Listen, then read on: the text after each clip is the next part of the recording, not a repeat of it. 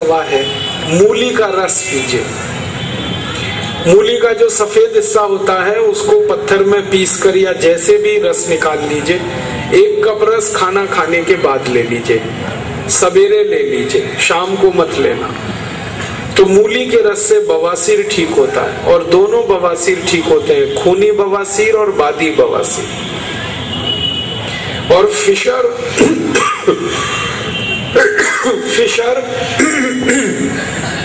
और फिशुला भी ठीक हो जाता है इससे, मूली के रस से।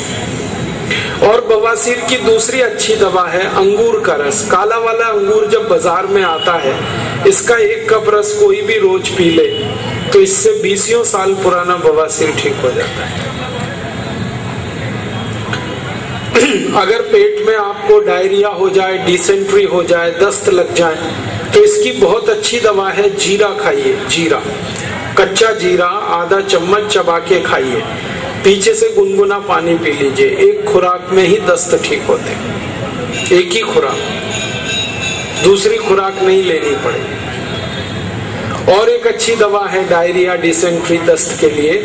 घर में जो कच्चा दूध है, बिना गर्म किया हुआ दूध आधा कप लीजिए और उसमें नींबू निचोड़ के तुरंत पी लीजिए। दूध में नींबू निचोड़ें और पी जाएं उसको जल्दी, क्योंकि दूध में नींबू डालते ही वो फटता है, तो फटने से पहले उसको पीना। ये डायरिया, डिसेंट्री दोनों ठीक करता है और 1 ही खुराक बहुत है इसकी। घुटने का दर्द है आपको, घुटने का दर्द, कमर का दर्द है, संधिवात है, गठिया है, तो इसके लिए बहुत अच्छी दवा है सौंठ, हल्दी और मेथी। हल्दी, मेथी, सौंठ तीनों बराबर मात्रा में लेना। सौंठ को पीस लेना, पाउडर बनेगा। मेथी को पीस लेना, पाउडर बनेगा। और हल्दी तो पिसा हुआ मिल ही जाएगा। तीनों 100-100 ग्राम लेके आपस में मिला लो और इसका 1 चम्मच सुबह खाली पेट गर्म पानी से लेते जाओ तो घुटनों का दर्द, कमर का दर्द सब ठीक करता है। और एक अच्छी दवा है कमर दर्द और घुटने दर्द के लिए, वो है हार सिंगार के पत्ते का काढ़ा। हार सिंगार एक पेड़ होता है, उसको संस्कृत में परिजात कहते हैं, हिंदी में हार सिंगार, उड़ीसा वाले उसको गंगा शिवली कहते हैं। उस पेड़ में सफेद छोटे छोटे फूल आते हैं और फूल की डंडी नारंगी रंग की होती है और फूल में खुशबू बहुत होती है और फूल रात को खिलते हैं, सवेरे देखो तो जमीन पे पड़े हुए मिलते हैं। वो हार सिंगार के 5 पत्ते तोड़ो, पत्थर में पीस के चटनी बनाओ, 1 गिलास पानी में उसको इतना उबाल दो कि पानी आधा हो जाए, फिर उसको ठंडा करके पियो। ये घुटनों के दर्द का, गठिया का, संधिवात का सबसे अच्छा इलाज है। 20-20 साल से जो लोग परेशान है गठिया दर्द से, उनको आप बताओगे 2 महीने में ही ठीक होता है इससे। और ये जो पत्ते हैं ना हार सिंगार के, इनको अगर आप इस्तेमाल कर रहे हो तो ये बुखार की सबसे अच्छी दवा है। अगर आपको खराब से खराब कोई बुखार हो जाए, जैसे चिकनगुनिया, जैसे डेंगू फीवर, जैसे इंसेफ्लाइटिस, ब्रेन मलेरिया जिसको कहते हैं, ये सभी बुखार को ठीक करने की ताकत हार सिंगार के पत्तों में है। 5 पत्ते तोड़ो, पत्थर में पीस के चटनी बनाओ, 1 गिलास पानी में इतना गर्म करो, पानी आधा हो जाए, फिर इसको ठंडा करके पी लो। बुखार के किसी भी मरीज को 3 दिन से ज्यादा मत देना और गठिया रोग में इसको 3 महीने से ज्यादा मत देना। गठिया के रोग में 3 महीने तक लेना और बुखार में 3 ही दिन लेना, चौथा दिन जरूरत नहीं है। और बुखार की एक अच्छी दवा बताता हूँ, धनिया, ये तुलसी पत्ता 15-20 ले लो, पत्थर में पीसो और 3-4 काली मिर्च पीसो, पानी में उबाल दो इसको, फिर उस पानी को पी लो। ये भी बुखार ठीक करता है। बुखार की और एक अच्छी दवा है नीम की गिलोय। नीम के पेड़ पर एक बेल आती है, उसको हम गिलोय कहते हैं, अमृता कहते हैं, कोई लोग गुड़ुची कहते हैं, गुड़ुंच भी कहते हैं। वो गिलोय को थोड़ा सा काटो चाकू से, इतनी बड़ी डंडी उसकी, पत्थर पे पीस के 1 गिलास पानी में उबाल दो और उबालना इतना है कि पानी आधा हो जाए, फिर उसको पी लो ठंडा करके। खराब से खराब बुखार में इसके परिणाम आते हैं। मैं आपको बहुत विनम्रता से लेकिन पक्का विश्वास करके कह रहा हूं, 10 साल का मेरा तजुर्बा है, जो बुखार किसी दवा से ना उतरे वो नीम की गिलोय से 100% उतरेगा। बड़े बड़े एंटीबायोटिक जब फेल हो जाते हैं बुखार में, ये नीम की गिलोय काम आती है। और आप इसको याद रखना हमेशा। कई बार ऐसा होता है कि बुखार जब बहुत गहरा हो जाए तो शरीर में प्लेटलेट्स जो ब्लड में हैं वो बहुत तेजी से गिरने लगते हैं, WBC कम हो जाते हैं, व्हाइट ब्लड कॉर्पस्कल्स, और मरने की हालत आ जाती है पेशेंट की। उस समय आप अगर ये नीम की गिलोय का काढ़ा दे दें तो मरता हुआ आदमी जिंदा हो जाए। इसलिए इसको अमृत औषधि कहा गया है, अमृता इसका नाम। और ये कहीं भी मिल जाती है आसानी से, आप अपने घर में लगा सकते हैं। नीम के पेड़ पर ये चढ़े तो बहुत अच्छा है, नहीं तो किसी भी तरह से इसको बड़ा कर सकते हैं। और एक अच्छी दवा बताता हूँ घुटने के दर्द के लिए, वो है चूना। ये जो पान में हम चूना खाते हैं पत्थर वाला, ये चूना गठिया की और वात की बहुत अच्छी दवा है। गेहूं के दाने के बराबर चूना खाइए, गर्म पानी में मिला के या ताजा दही में, नहीं तो दाल में। गेहूं के दाने के बराबर चूना आधा कप दही में मिला के रोज खा सकते हैं, दाल में खा सकते हैं, गर्म पानी में ले सकते हैं। ये घुटनों का दर्द, कमर का दर्द, कंधे का दर्द सब ठीक होता है। आप जानते हैं कि स्पॉन्डिलाइटिस नाम की खराब बीमारी है, वो चूने से बिल्कुल ठीक होती है, बहुत जल्दी ठीक होती है। जिनको स्पॉन्डिलाइटिस है उनको कहिए कि रोज गेहूं के दाने के बराबर चूना खाते रहें। तरीका क्या है? आधा कप दही, ताजा दही, खट्टा नहीं होना चाहिए, और दाल जो हम रोज खाते हैं उसमें मिला के, नहीं तो गर्म पानी में मिला के पी लीजिए। ये चूना बहुत अच्छी दवा है हमारे घर के उन सब बच्चों के लिए जिनकी लंबाई नहीं बढ़ रही है।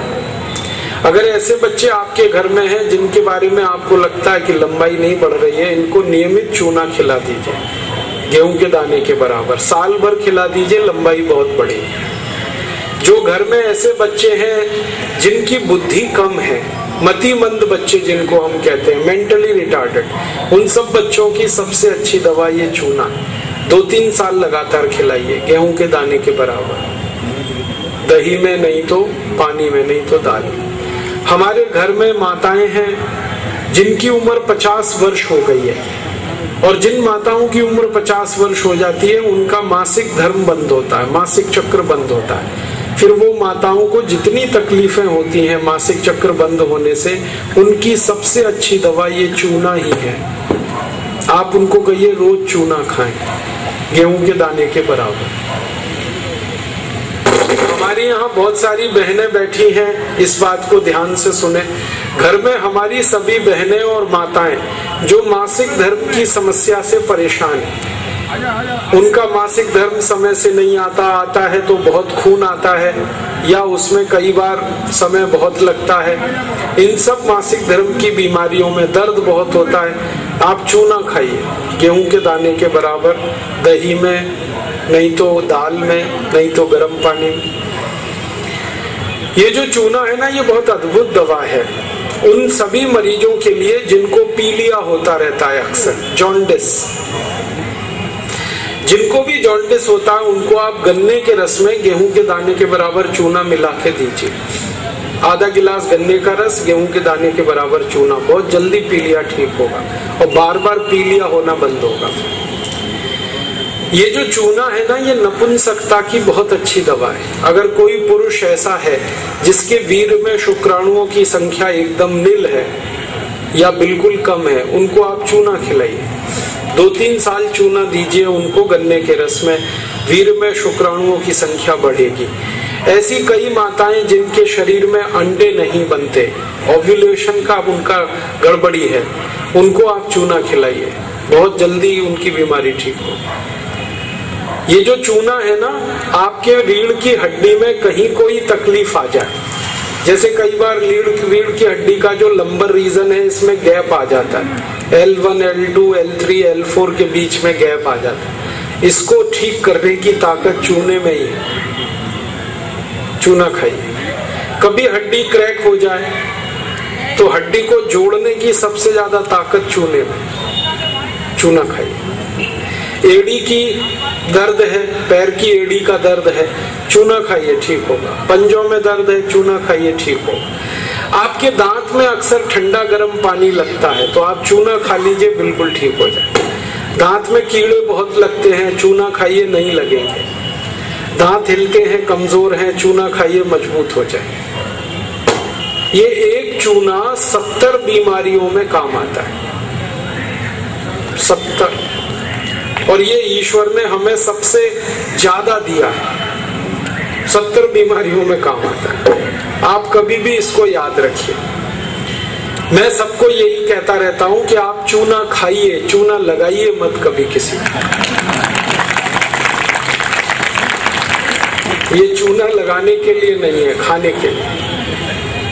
और ये चूना हम खाएं तो 2 ही बातें याद रखनी है। पत्थर वाला खाना है, पत्थर वाला चूना एक आता है, एक सीप वाला भी आता है। तो सीप वाला नहीं खाना, पत्थर वाला। और यही चूना है पत्थर वाला जो पान की दुकान में मिलता है, तो वहां से आप कभी भी ले सकते हैं। अगर यहाँ कोई किसान भाई बैठे हैं और जो गाय भैंस पालते हैं, वो मेरी बात बड़े ध्यान से सुने कि गाय और भैंस को हर दिन पानी में मिलाकर चूना दीजिए आप।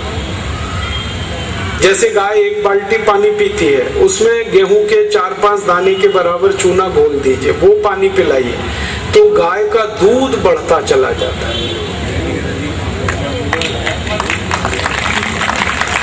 रोज पिलाइए उसको चूने का पानी। ऐसे ही भैंस है आपके पास, अगर भैंस, तो भैंस को भी चूने का पानी पिलाइए, उसका दूध बढ़ता चला जाए।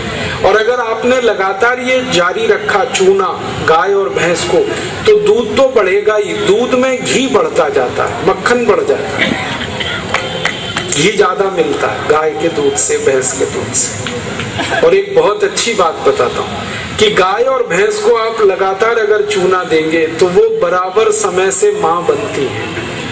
आपको मालूम है कई बार गाय और भैंस माँ नहीं बन पाती, हम लगातार प्रयास करते हैं, वो गर्भ धारण नहीं कर पाती, और थोड़े दिन आप उनको चूना खिला दो, वो तुरंत गर्भ धारण कर लेती। चूना बांझपन की सबसे अच्छी दवा है। इनफर्टिलिटी, बांझपन, ये सबसे जल्दी चूने से ही ठीक होता है।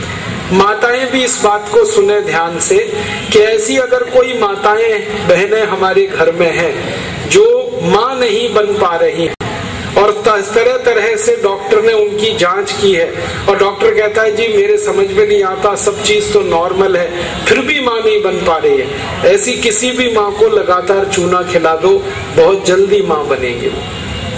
और माताएं बहनें ये बात मेरी हमेशा याद रखें कि ऐसी कई माताएं होती हैं जो गर्भ धारण तो कर लेती हैं लेकिन महीने 2 महीने में गर्भपात हो जाता है उनका, कोई कारण हो सकता है।